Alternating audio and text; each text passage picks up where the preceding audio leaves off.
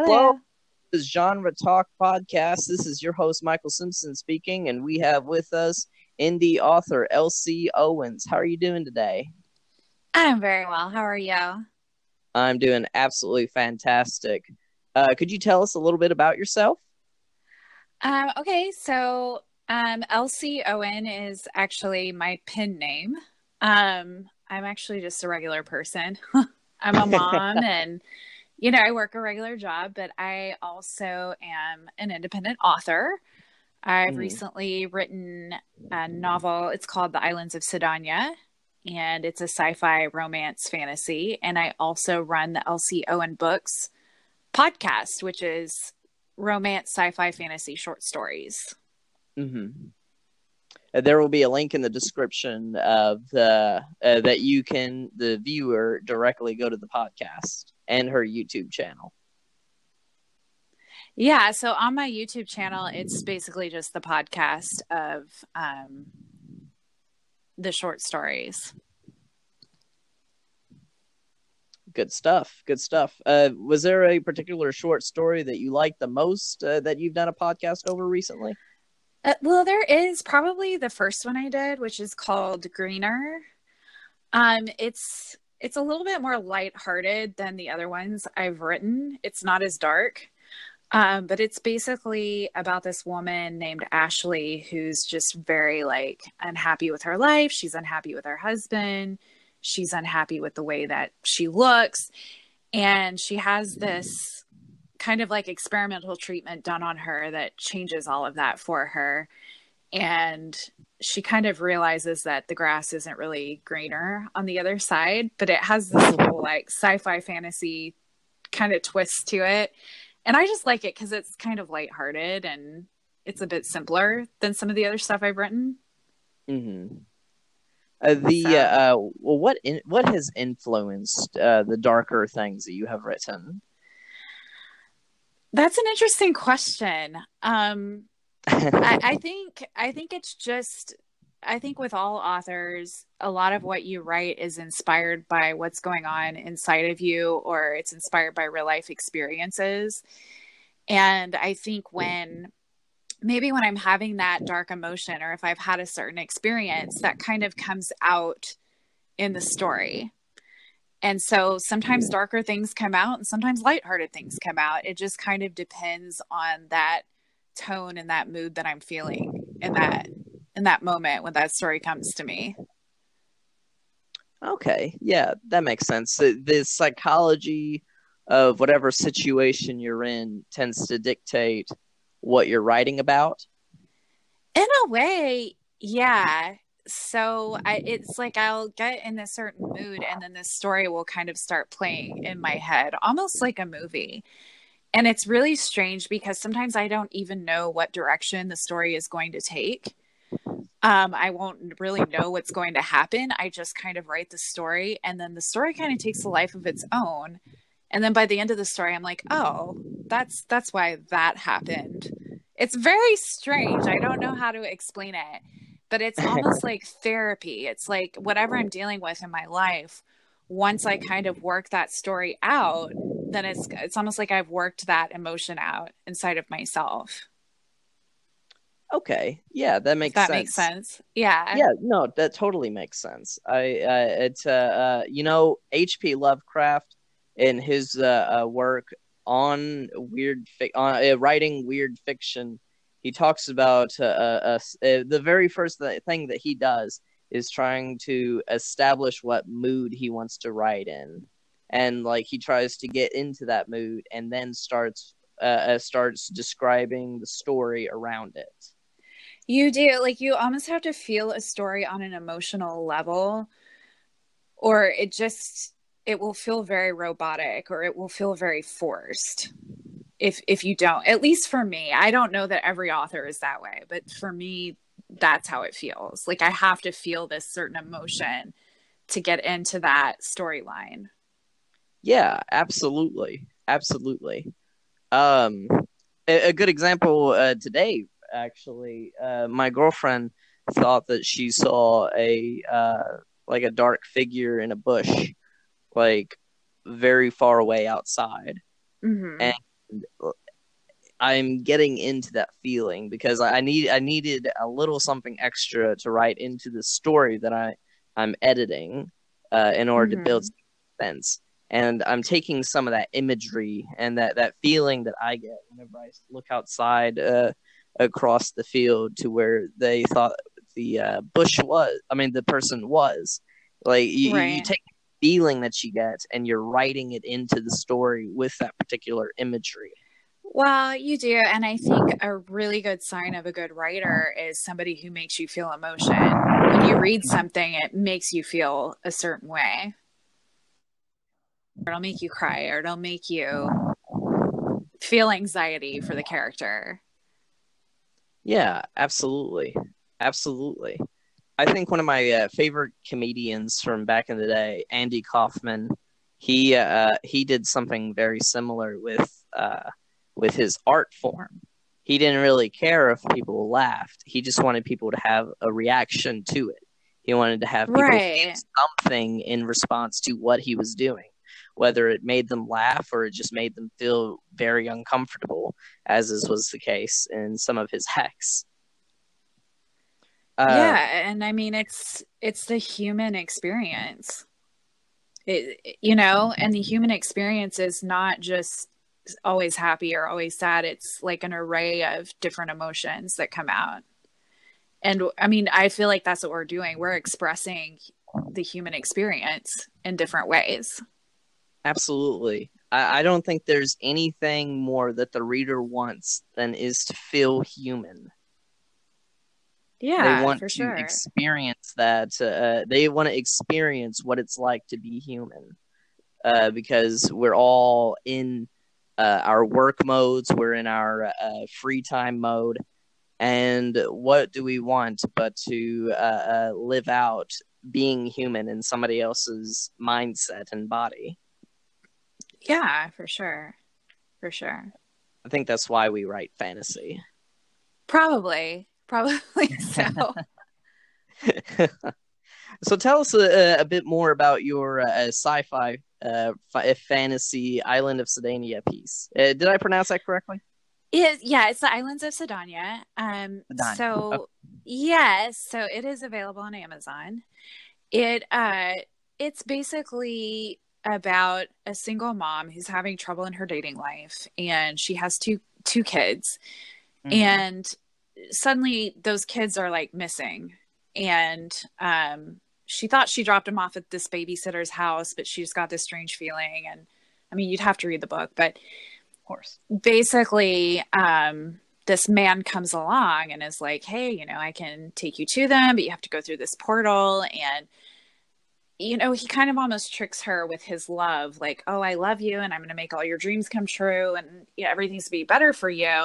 You just kind of Mm-hmm. like have to do what I say. But really what he's doing is dragging her further away from her children and not getting her goal. um Interesting. and I mean, it's kind of a metaphor for my own life, Mm-hmm. of just like the struggles of being a single mom and trying to navigate through dating and feeling like men are trying to manipulate you in some way. Yeah. And kind of falling in love with your abuser. I feel like so many women do that. They fall in love with their abuser, but really that guy is like leading you down a bad path, or he's abusing you, or he's putting you down, or he's trying to trap you, or and I'm not saying all relationships are that way, but it just kind of helped me, like I said, to kind of work through that emotion or work through that kind of like life experience that I Yeah. was having.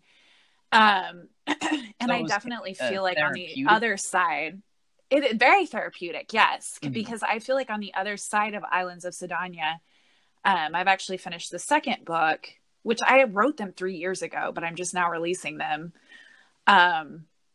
Because ironically, I was in a relationship with someone and I kind of put that on hold for that relationship. I know, it's ironic, right? So now that I'm kind of out of that, now that I'm on that other side, I'm not that woman anymore. I'm not that needy woman. I'm not that scared woman. I'm not gonna like love people who abuse me anymore. So I mean, it helped me to kind of like get on the other side of all of that stuff that I was experiencing. Um, and I guess maybe that's why it comes through with like the sci-fi fantasy, like weird, we're going into another world, because it's like a metaphor. I didn't want to say like quite literally what it was, if that makes sense. Yeah. You know? Yeah, you don't want to just write your own story. You don't want to like Right. live it. You want to express the emotions behind the story. Exactly. Yeah. And a lot of people have read it. They're like, well, I just keep thinking that the character's you. And I'm like, well, it's kind of based on me, but it's not me. Like, it's not totally me. But everything I write has a little hint of something that's happened to me or that I've experienced, or there's kind of like a thread of stuff that's happened in my real life. Right. Do you also You just kind of have to children? figure it out. Huh? Do you also have 2 children? I do. So I have 2 sons. They are 10 and 13 now. When I wrote the books, they were obviously a lot younger. But I'm very close with my kids. We just do like everything together, and they're amazing. But they're getting older now, so they kind of like want to play their video games and do their own thing. And I know that feeling. Yeah. Yeah, but they're great. Yeah. That's good. That's good. And did you feel like you were writing them into the story? In a way, like a lot of it was reflecting kind of how our life was. So I would say, I'd be tired and I'd just make a frozen pizza, and they would play their video games, or they'd be screaming over each other and they'd be fighting about something, and I would have to be the referee, and just all that kind of like normal stuff.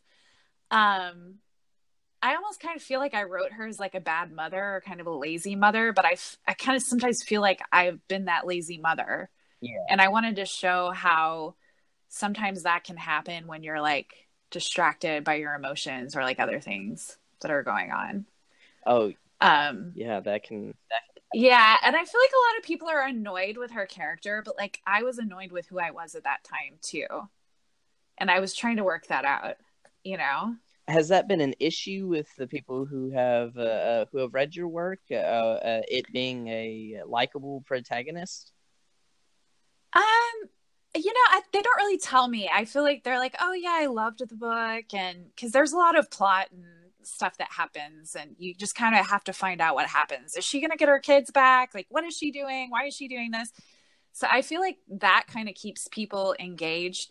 But I have had some people say like, she's kind of annoying in the beginning of the book. She's kind of like, but I wrote her that way on purpose. So it is what it is. If you feel annoyed, that's probably like the emotion I'm trying to evoke. Sorry, not sorry. No, that makes sense though. You're wanting to evoke a certain emotion. You write it a certain way, and you take real life examples and throw it into the work to make it even more relatable. Yeah, and that's the other thing. I do write sci-fi fantasy, but I try to make all of my characters super relatable to like our everyday real lives. So it's like an everyday real life person in everyday real life situations, and then this weird stuff kind of like happens to them. And it always has some kind of like sci-fi fantasy weird twist to it, because I just think it's more fun that way. I don't know. No, it makes sense. After all, memoirs are not as popular as actual fiction works.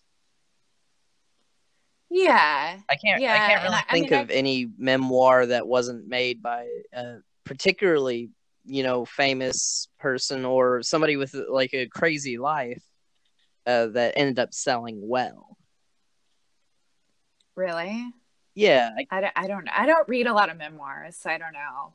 I think the last memoir that I read was back in 2013 when I was just a teenager. It was I can't even remember. I can't remember the name of the person, and I can't remember the name of the book.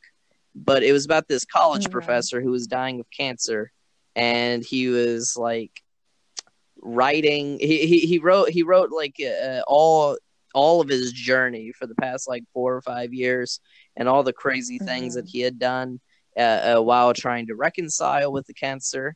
And it sold really well because like he like I said, he lived a crazy life, But Yeah, because it was eventful and exciting. yeah, at one point I see a picture of him Yeah. just at Disney World, and I was like, wow, I wish I was at Disney World. Well, yeah. Who wouldn't want to be at Disney World? Where dreams happen. Yeah, and I get that. I don't know how interested people would be in my real life. You know, um, it's been eventful, but probably not as eventful as my characters. We have exciting things happening with them. Right. Always, always, and then I can always write in happy things, or like the romance can be a little bit more, I guess, intense than maybe it would be in real life. Mm-hmm. Because I think people want the fantasy when it comes to romance and stuff, right? Yeah. You wouldn't want all the real stuff, that it's not people go as through in real romantic relationships. if the person has erectile dysfunction in the story, Yeah, exactly. Like that's not something I would ever write about. Like nobody wants to read that. Yeah, and I mean I definitely do have some graphic things in my novel. Mm-hmm. I mean, it is a romance, so that there are some very like graphic language, graphic scenes, but I try not to make the entire book about that. Right. It does have a plot. But even with some of that stuff, I feel like I kind of ramped it up a little bit more than what you would probably experience in real life. Yeah. I don't get a lot of people telling me that. Well, I don't get a lot of people outside of work telling me to go through portals and stuff. Right, exactly. Yeah, But that'll. I mean, there are people like that in the world, though. Those weird people that end up taking you on those crazy adventures. Did you have any basis for? I know the abusive part, but did you have a basis for the male lead in the story? Well, I think when I like some of these stories I've read, which I'm not going to just like call them out, but I feel like these men are kind of like controlling in the story, and that's very like romanticized. Like, oh, he says he's obsessed with me and he wants to follow me around and I'm in love with that. I feel like we need to tell women that that's unhealthy. Mm-hmm. So, I mean, that's kind of where I came up with that. But the story kind of came to me in a dream. Like I dreamed about this happening. My kids were taken into a portal, and then there was like this handsome man, and he like wanted to take me away, and he was trying to make me fall in love with him, but he wasn't leading me back to my children. And I felt very like torn between, am I going to choose the love of a man or like finding my children? And sometimes you feel that way as a single mom. Like it's hard to find a balance between giving your attention to your dating relationship and your kids. And so I think his character was kind of inspired by that dream that I had, but I think it was also inspired by the fact that I wanted to tell a story where when somebody's acting obsessive and crazy and abusive, that's not, he's a villain. He's not a good guy who's like going to take care of you and sweep you off your like that's not a good thing when a guy acts that way. Yeah. And I feel like we romanticize that a lot. Yeah, from the guy end, I mean, we see how we're supposed to act in media. A lot of media portrays us that way, and we're expected by other guys to perform that way in relationships. Yeah. Like the bros are like, oh yeah, man, just like keep hitting her up, don't stop. And it's like, well, no, not quite. That's not. Yeah, I mean, I don't think that that's good.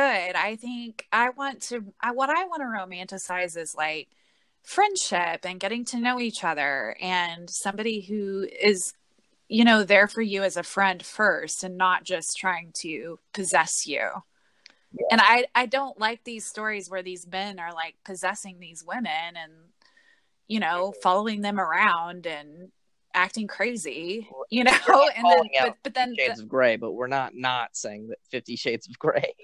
Well, I just, and it's not just that story, but I'm just saying, like it's not good for a man to be like, oh yeah, I'm going to follow you around and I'm doing it to make sure you're safe because I love you. And it's like, no, you're doing that because you're a creep and you're being possessive, and that's not cool. Yeah. You know? Yeah, if you really love me, just buy me some pepper spray so I can fend for myself. Exactly.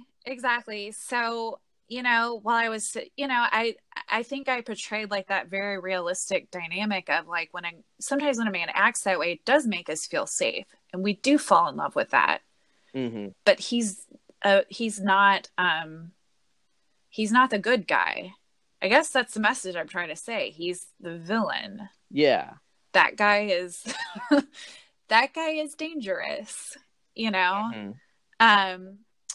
It's almost like that Stockholm Syndrome. Is that what it's called? Yes. Where like Yes, you fall in love with your kidnapper. Like that's a real thing. We really do that. We really do have that illusion of love sometimes with that. And it's this very romantic idea of like, oh yeah, he just loves me so much. He just wants to be around me all the time. Maybe that's not really what you want mm-hmm. when you love somebody. I don't know. I mean, maybe that's not what people want to read, but that's the message I wanted to convey, I guess. Yeah. So. And it is your therapy after all, in a way. It is. Yeah, absolutely. Your story, your therapy. And if people jive with that, with those emotions, they jive with it. And if they don't, well, maybe they aren't quite the readers that you were wanting in the first place. Yeah, for sure. I hope so. I mean, you have readers, but you want readers who also connect with you, in a way. I do, and I don't, and who knows if they're getting the underlying message or not, or what it was therapy for me. I don't know. I mean, like, because it does have a plot where you kind of want to follow and just see what's going to happen. Mm. So I definitely feel like there are those readers who just want to see what's going to happen next. Because I kind of leave a question mark. Every chapter kind of leaves you a little question mark, So that'll happen. Yeah. Tell us about how you develop characters in your stories. Do you have a process by which you develop your characters? I really don't. Like, I don't sit down and write an outline. Like, I know some authors do that. Like, they write an outline, or they have like this character development, and they'll be like, oh yes, he has blonde hair and blue eyes, and he's 6'2", and this is his job, and this is, and they kind of have those almost like a dossier on each person. But I don't really do that. Like I said, when I write, it's like a movie I see in my head, and it comes to me, and then as I'm writing the chapter, it just comes out, and then I'm like, oh yeah, he's got blonde hair, green eyes, and then it just kind of takes a life of its own. Mm-hmm. But I don't sit down and think about it or write it out. I don't know if all writers are that way, but that's the way that I do it. My latest work in progress announcement for the viewers at home, I was accepted into an anthology this week, a Christmas anthology, one of my short stories. So awesome. Yeah, whenever I get the Facebook page, or they have the Facebook page up for the book, I'll make sure to, in one of my interviews will be with Robert Cook, one of the founders of the anthology, mm-hmm. coming up in about 2 or 3 weeks, and we will have a link to the Facebook page underneath that interview. So just keep liking and subscribing and sharing the content from this YouTube channel. But one of my the story is is supposed to be a Christmas story, but it's also a horror story at the same time, because that's all I can really write about nowadays. Yeah. The image that I had in my head whenever mm-hmm. I first started was a man in a dark room lifting up a gun because he thinks Mm-hmm. there's an intruder, and he sees Santa Claus. That's so cute. I like that. I removed Santa Claus completely from the story because it just felt a little too ridiculous of a Mm-hmm. concept, and I did not think that I would be able to Santa Claus just being there seemed a little gratuitous. Yeah. So I took an image from my head, that image, and like I tried to work the feelings behind it. Why Mm-hmm. somebody is intruding in the middle of the night if it's not Santa Claus, and I just developed a story around that. And I hope to have developed the characters well enough that people really enjoy it as well. Well, I'm sure they will. Yeah. I mean, we all have different ways of developing our characters. I feel like they're just locked away in my head and they just come out, you know, when I'm ready for them. That's why I like So, that's why I like this podcast, picking away at ideas that other authors have, in like how they write and what they do, how they do what they do. mhm. It really helps build yourself as a writer as well. It does. Yeah, Yeah, for sure. I, Yeah. that's why we're in so many. I'm presuming you're in quite a few writer groups as well on Facebook. I am. Yeah, I've kind of started to do that. And as you know, I've started my podcast, LC Owen Books, which is just my short stories, and it's me basically narrating the short stories. Um, but yeah, it's been really awesome to connect with other authors and even like feature other authors on my website or on my podcast, and just see how they write or what kind of stories they come up with and what they do with their stories. And just to be around other like-minded people and to be able to talk to them.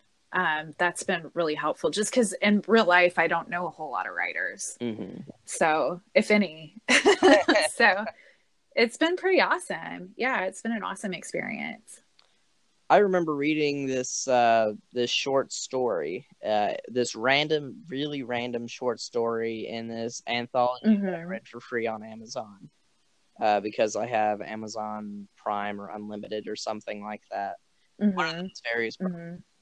and it was a gay fiction, a gay fiction about this writer. I mean, not writer, about this robot who Uh-huh. has lived for centuries as an escort. Uh-huh. And Oh, that's interesting. yeah, it was so interesting, and it really Uh-huh. connected with me on like this personal level. Like I really felt like this robot was trying to be as human as he could, because Uh-huh. after every escort, every service that he had, because he was like a long term contract robot or something, Uh-huh. every like he would have his memory wiped. So, Oh, really? yeah, what he could remember, he tried to hold on to desperately, and like he would Oh. like keep figurines and momentum Mm-hmm. from every escort service that he had. Yeah. Story short, I looked at the person's author page on Uh-huh. Amazon, and I ended up emailing the author of the story, and Mm-hmm. I just like went on and on in this gushy email about Mm-hmm. like how much I love this story, and he ended up emailing back, Aw. and I was like, wow, this is the coolest experience ever. Like this guy is grade A shit over here. Yeah, that's awesome. Actually emailed me back. Do you ever have a feeling like that as you're discussing the things with other writers on Facebook? What do you mean? Like, I'm sure that you've met. I'm sure like you've read other writers' works on Facebook, and you found something I you have. particularly enjoy more than others, and then they take the time to speak with you, if you try to talk to them. Have you ever had that feeling, or have Um, just message somebody who you really connected with in their works? not not really, not recently. I mean, one of my authors that I featured on my podcast had a really cute story. Like, I don't know if cute's the word, but I really liked his story, and I told him like, "Hey, that was pretty awesome." And it was like completely different than what I write. Mm-hmm. So I felt like it gave my channel a cool vibe, you know? Um, and I just think, wow, it would be so awesome to have somebody read your stuff and really like send you a gushing email. That would be so nice. Yeah. I'm sure it made that author feel awesome. Yeah, he's been in Um, the game for years, but like I guess he's yeah. not as popular as he once was because he Yeah, hasn't I mean, it published sounds like a anymore. great story to put on my podcast. I would, I kind of want to talk to him.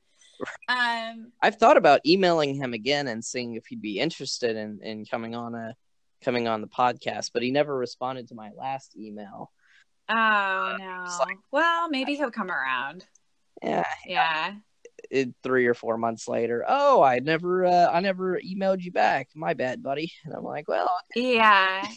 Well, he's probably just busy, right? probably. I was about to say, like, where do we even find time to do things as writers? I know. Yeah, there's not a lot of it. Do you ever incorporate your day job into your writing? Um, like stuff that happens at work Yeah, stuff that and then scenarios. a scenario. I definitely have some stories locked away in my head that I haven't gotten on paper yet or in the computer because people don't use paper anymore. But um, yeah, I mean, my job is interesting. So I work in customer service. I do insurance. Not to be too specific about what I do, but I talk to people all day long, and we talk about, I talk to a lot of different kinds of people. Like some people are really like happy and easygoing, and other people are not, and they're highly emotional, and Yeah. the sky is always falling for them. And so I have to be very calm in my job. Um, and then, I also have a lot of interactions with like coworkers and bosses. And so it's a lot of social game. Like, I'll be honest, every day is a day of social game, and being able to like keep your composure and not get too stressed out and make sure that you're doing your job and helping people and all of that. But I definitely have interactions with people, or I see things or hear things, and it will make me think of a story or a character. One example was there's this girl, she was looking out the window in the break room, and just like the way the sun was like reflecting on her face, and she just had this very contemplative look on her face, and she's looked very beautiful and strong. And I just asked her, like, what are you thinking about? You just look so beautiful. So the way you're standing there. And she goes, I'm just waiting for my food to heat up. Like, and so like, it was like this whole moment for me, and I'm thinking of a character, and I'm thinking, oh, she's deep in thought. And I'm like coming up with this whole like scenario and this whole day that has happened to her. And she's just waiting for her food to heat up. Well, I'm trying to cook over here. Yeah. And so I feel like I'm kind of always doing that. Everyone I meet, everywhere I go, everything I do is fair game to end up in a story or somehow influence what I write. So to all of those of you who you feel like I've based character off of you, please don't be offended or anything. I'm like, I don't want to offend anybody, but I would probably never tell you if I was writing about you. You might be able to tell, but who knows? Yes. Yeah, but like I'm kind of always doing that. So everywhere I go, everyone I see, I'm always coming up with these scenarios or these stories in my head of what their day's been like, or what they're doing, or where they're going, and it could be totally farce. It's just my imagination is always running wild. So I would say not just my day job, but like just life, every day, every person, you know? Yeah. I had the weirdest fantasy at work a few months ago of I work a retail job. I work at a pharmacy with a Okay. retail portion. I'm a cashier Uh-huh. on nights. I'm a janitor. Uh, Okay. or I'm not going to be a janitor anymore on the 22nd. I'm going to switch into the actual pharmacy part and like fill medicine and stuff. Oh, cool. Yeah, it's definitely a much more stressful situation considering I already have two other jobs too on top of what I'm doing. Well, it sounds like it. Yeah, Yeah. pharmacy is no joke, folks. It's if I hear of any of my listeners abusing somebody in a pharmacy because they didn't get their meds quick enough or something, you just have to realize that I'm going on I'm going on a huge rant here, but you just have to realize that it is so much more effort than you possibly think. You drop off a prescription, you can't expect to get your meds 5 minutes later. Oh, no, of course not. Completely Yeah. ridiculous. But anyway, I had this really dark thought of what would happen if a gunman came into the store and shot. Yeah, I mean, tried to rob us. You do think of things like that. Yes. Yeah, and it's not like I want that to happen. I don't want somebody to come into my workplace and shoot me because that like I don't want to die. But I Right. had the thought of like what I would do in that situation, and I wrote an entire short story based around it. But the short story starts. It's supposed to be like really mundane. Like it's not something you should Mm-hmm. be getting into. Like it's just something to read. I guess I was practicing. Right. It Mm-hmm. starts with the protagonist just smoking a cigarette outside, and Mm-hmm. somebody just tries to bum a cigarette off of them, and they're like, "No, go the fuck away." Mm-hmm. It's just it continues on, and it's just mundane stuff one after another, and then Mm-hmm. finally, I'll go ahead and spoil it because I don't know if I'm ever gonna even attempt to publish it, but Okay. he walks out of the stock room and he goes up front and he's gonna ask his boss about a display that he has that needs to be set up and where he wants Mm-hmm. it.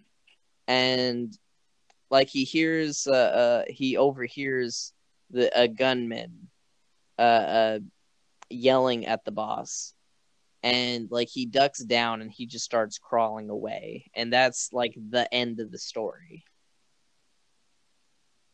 Wow. It's pretty intense. Yeah, I was it's just the weird fantasy, but it's just something that you think about and you want to Well, and write that's what happens. You're in that situation and you think, well, what if this happened? And what if that happened? And what if this person said this? And then I said that? And I've asked people, I'm like, is it normal for me to think this way? Do people do this? And they're like, no, people don't do that. I'm like, okay. about. They're wrong. So I'm glad to know that other people do that because I feel like it's very strange that I do that sometimes. I'm like, why do I just come up with these crazy things, scenarios? I'm always going on some plot, you know? Yeah, absolutely. But I just think it's that mind. It's just your imagination. Otherwise, you wouldn't be able to write, you know? Yeah, absolutely. I wrote another story recently about somebody like performing a blood ritual to try to bring back their lost love back to life, and it ends up just failing. There's no satisfaction behind the ending of the story. Like it's just detailing like what was happening in the blood ritual. There's no plot behind it. There's no context. I don't even explain Uh-huh. that the person is trying to bring somebody back to life.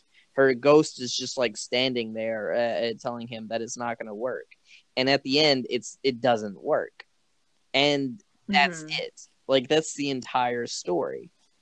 And I don't mean to write it to write such mundane things whenever I'm writing, but like I was just fantasizing about something like that happening, and I just felt this urge to write it, and I just wrote it down on paper and just kind of said, well, and that's good, and that's what you should go with. I think that the best stories are the ones that are like inspired, or you just feel like I've got to get this out.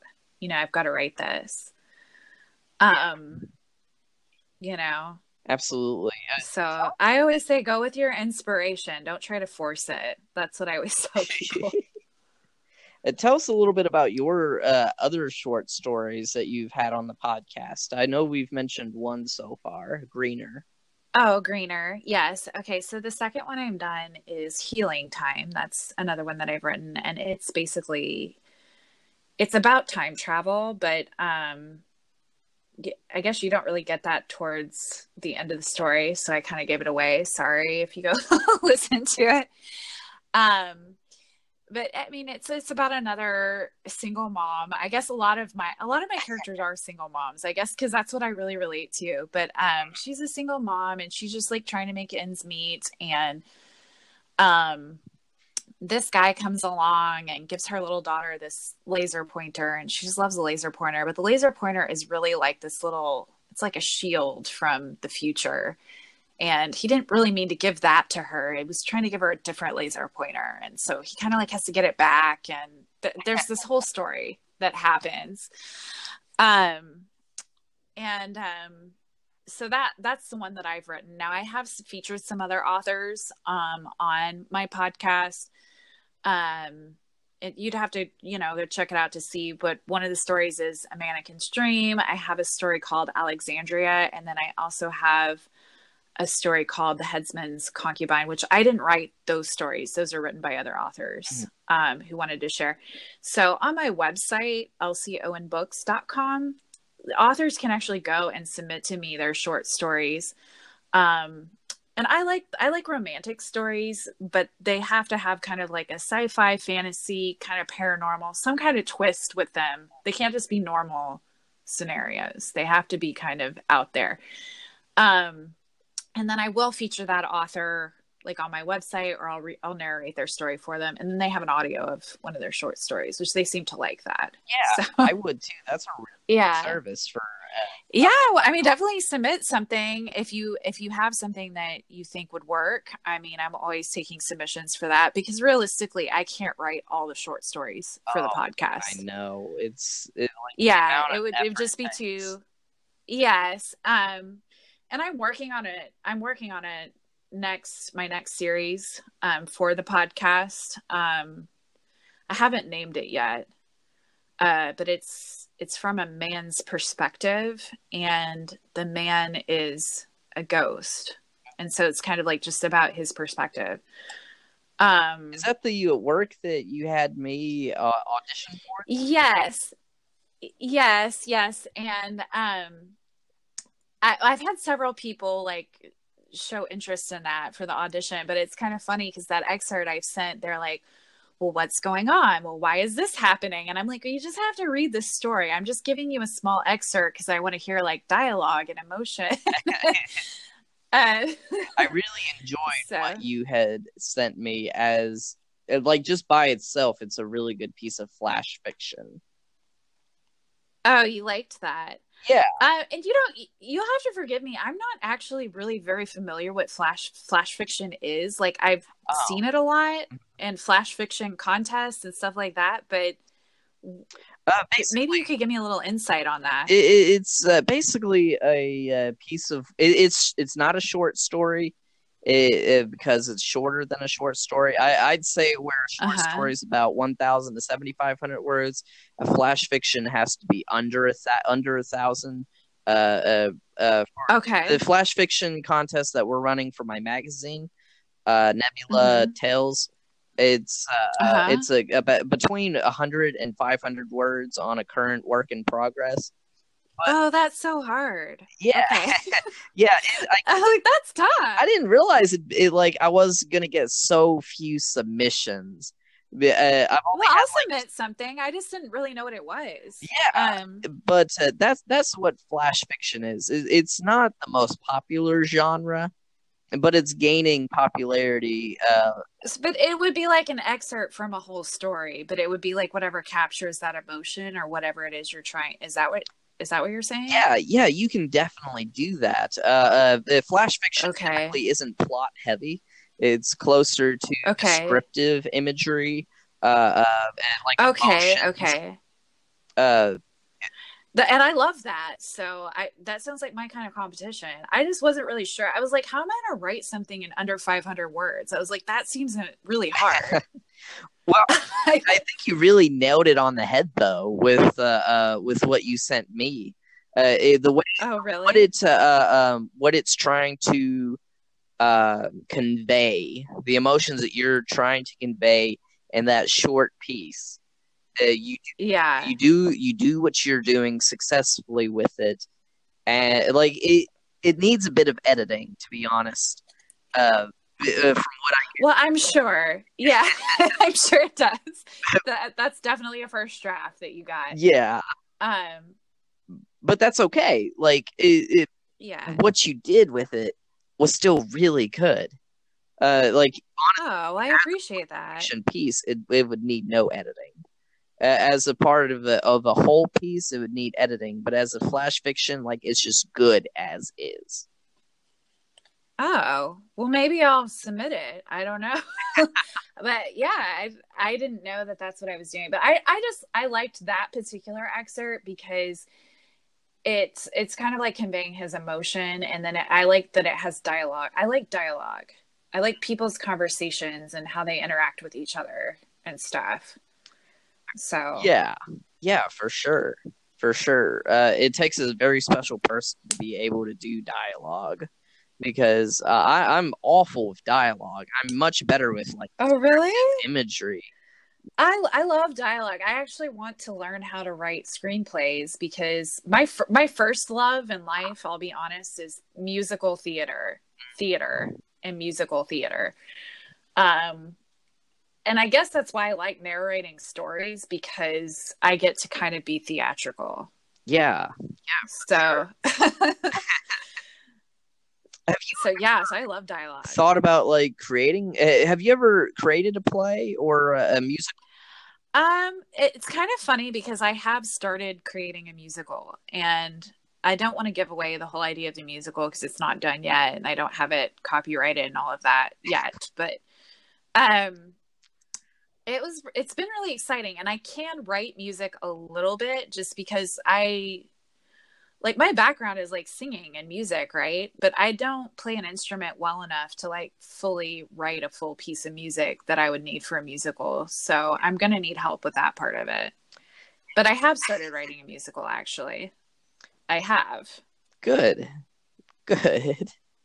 Yeah. So, I mean, more on that later. I feel like that project's kind of on the back burner just because I have all these other irons in the fire right now, you know? There's only so many eggs in a basket before the basket tips. Exactly. Yeah. I mean, my plate's pretty full with job and kids and then I thought, oh, well, it would be fun to be an independent author. Let's try that. Yeah, So, yeah. Let's throw that in the burner too while at it. let's throw that in. I'm crazy. I don't that's the only thing I can chalk it up to. That's okay. I completely get the sentiment. All right, we're nearing the end of the podcast. We have time for a couple more questions if you'd be interested. Okay, sure. All right, we'll make it quicker ones.